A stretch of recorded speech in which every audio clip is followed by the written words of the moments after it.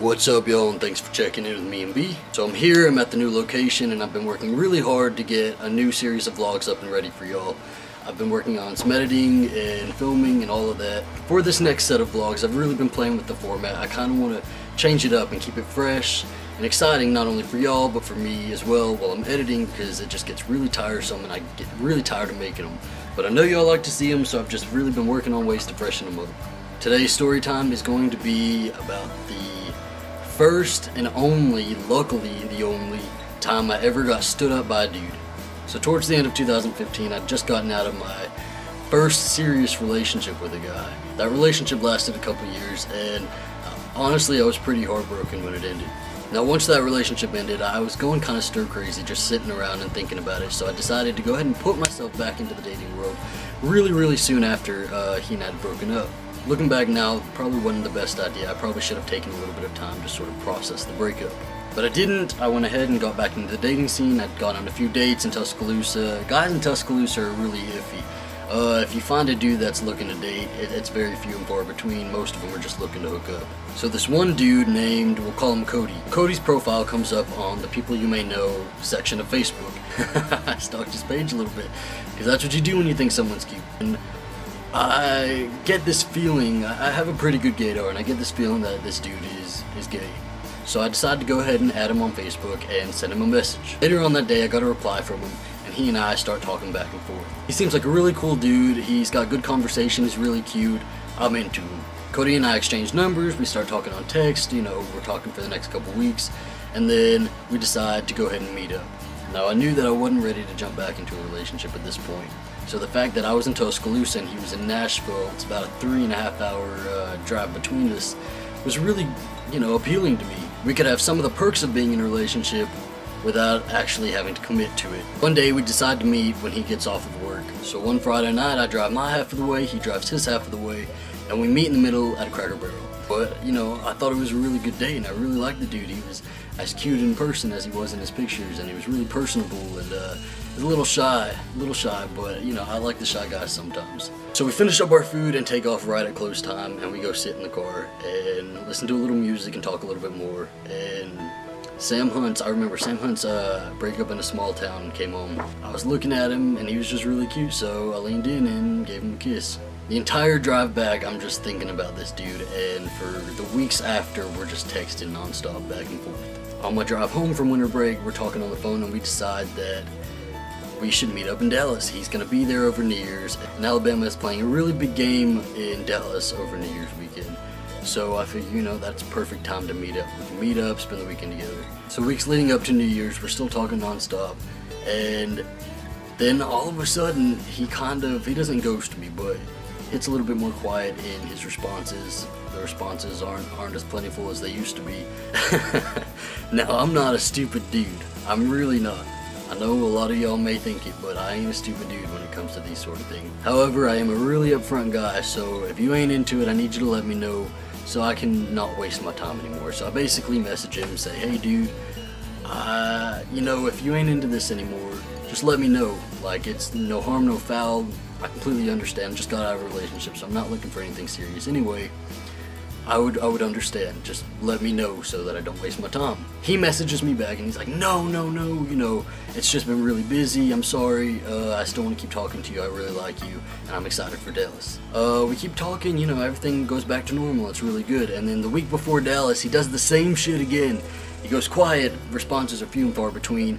I text him, you know, hey, what's the plan for Dallas? Where do we want to meet? What do we want to do? I wasn't going to send him another message asking him to let me know if he was into me or not. I just asked him what the plan was for Dallas. Nothing.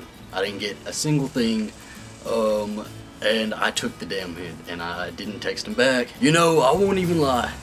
Getting ghosted like that really hurts your ego. I don't give a fuck who you are. Getting ghosted is not a good feeling. But I let it go, I brush it off, I move on, because that's what I do. I'm not gonna be hung up over somebody who doesn't really like me and clearly didn't like me.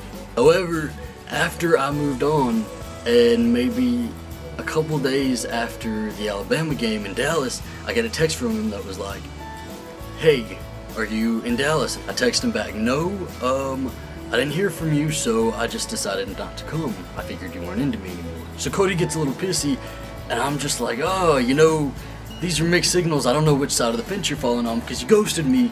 I took that as you weren't into me anymore.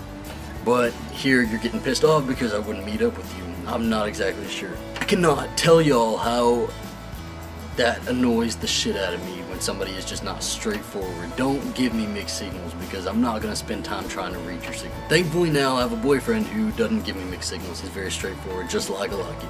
So after he's done getting pissy, he apologizes for ghosting me and says that he still likes me, he still wants to keep talking, and he wants to meet up after winter break. I really like the dude, so I agree to it, and all is jolly again. Keep talking, and we make a plan for the weekend after I get back from winter break to meet up.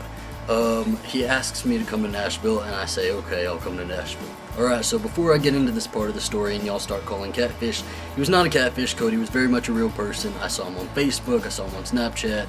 I asked him for specific pictures of him touching his nose, his ear, whatever. Anything outside of that, maybe he had a girlfriend, maybe he had a wife, I don't fucking know. It looked like in his pictures he had a lot of gay friends. He didn't really have a girlfriend or anything like that, so I just took it as he was single. The weekend after we get back from winter break is the weekend I'm supposed to meet him, so I agree to go ahead and drive up to Nashville, and I take off early in the morning so that I can meet him by noon. The night before I text him, I tell him what time I'm leaving. He says okay. The morning I leave, I text him that I'm leaving. He says okay. And then as I'm driving there and I'm maybe an hour away, I text him, hey dude, you know, I'm about to be here in about an hour. Where are we meeting up? Send me an address of wherever you want to meet up. This motherfucker texts me back, oh, I'm at my sister's place this weekend. I don't know if I'll be able to make it. I just drove 3 hours to meet you in Nashville, and you can't make it. This was your idea, your plan. I just felt bad for not meeting you in Dallas, so I was gonna come meet you in Nashville. So as he texts me this, I'm driving, I don't know whether to turn back or keep going. So I go ahead and pull over to stop for a little bit of gas and get a drink, and I text him, okay dude, well, we had these plans. You texted me last night, you texted me this morning that you were okay with them, and they were still on. So what's the deal? If you need a little bit of time, I can just go to Nashville and fuck around for a little bit, and we can meet up a little later. After I send that, I get nothing. This motherfucker ghosts me again. I waited good 10-15 minutes. 10-15 minutes more than I should have. I should have just taken off and gone back. But I'm already, you know, I'm already basically there. I'm 40 minutes out from Nashville and wasted all this gas. Right before I leave, I text him back, thanks for ghosting me again. Have a nice life, dude. And I intend to never talk to this dude again. Never hear from him again. Because after you ghost somebody for a second time and they come out all the way to your turf, you would think you would never hear from him again. That is false, because maybe a week later I get a text from him that says, hey dude, how are you doing? Now usually I wouldn't even answer, wouldn't give him the time of day, but I was drunk when he texted me. He texted me pretty late at night. We were all out drinking at a bar, and I text him back, delete my number, don't text me again. And he says, okay, sad face. Yo, this dude is fucking crazy. Fucking crazy. Later on down the line, I get more text messages from him. He's still trying to hit me up, and he's apologizing and saying he still wants to talk and stuff like that. At that point, I just don't even message him back. We're done. So the moral of the story is, I have no fucking idea. I don't know the moral of the story, but getting stood up really fucking hurts your ego, and I wouldn't wish it on anybody, because, you know, it can happen to anybody. The douchiest of the douchebags can get stood up. Thankfully, at this point in my life, I'm over that previous relationship, completely moved on from it. I don't have to deal with fuckboys anymore, and I'm in a really good, wonderful relationship with somebody that I really, really love. And I know y'all are so tired of hearing it, but Alistair Patton, baby, I love you so much. You're the light of my life, and you are my whole heart. I love you so much. And to the rest of y'all, thanks for watching. Hope you enjoyed this story time. More to come, more topic vlogs to come, and then new series of vlogs will start in the next week or 2 weeks. Thanks for watching.